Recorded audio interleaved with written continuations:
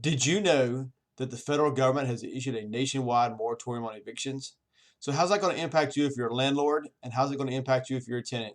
Well, I've got the answers for you.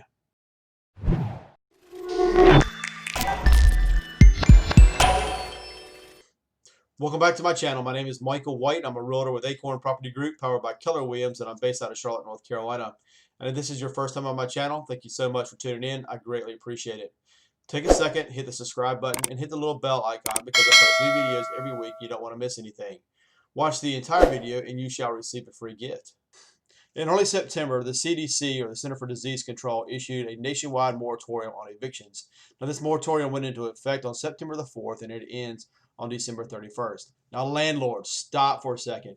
Before you go out and you start putting all your property up for sale, and tenants, before you stop paying your rent and you start going on rent strikes, take a second, calm down, and let's talk about what this moratorium means for both you guys and what the implications may be.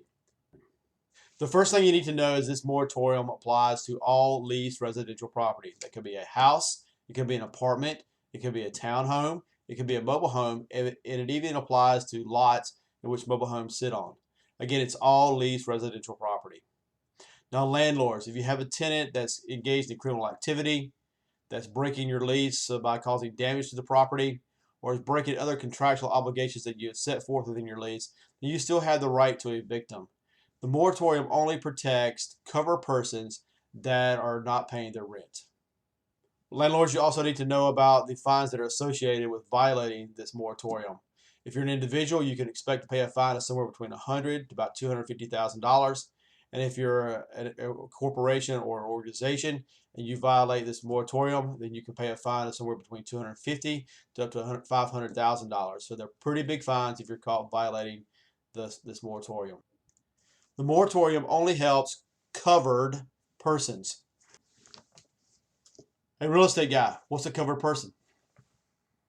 To be a covered person, you must sign a sworn affidavit and deliver it to your landlord. The affidavit that you're signing and you're swearing to under the penalty of perjury, it states that you, as an individual, you make less than $99,000 a year. As a married couple, you make less than $198,000 a year, that you received a stimulus check, and that you repaid no income taxes in 2019. You're swearing that you are unable to pay your full rent due to income loss or because of extraordinary medical expenses. You're swearing that you are using your best efforts to make timely partial payments that are as close as to the full payment as your situation allows.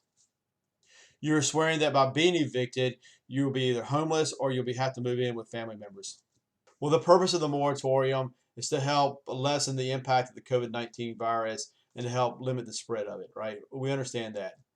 Well, landlords, if you can work with your tenant, please try to do so. I mean, to try to defer payments if you can, amend your lease so you can accept a partial payment, and just try to help them out. Communicate with them. If you're a tenant, then my advice to you is communicate with your landlord. Let them know that you're on hard times, that you're going through a bad situation. See if you can get your lease amended to where you can pay a lower rent payment. The key thing is do what you say you're going to do. Pay the rent when you say you're going to pay it, and pay the amount that you agree to pay.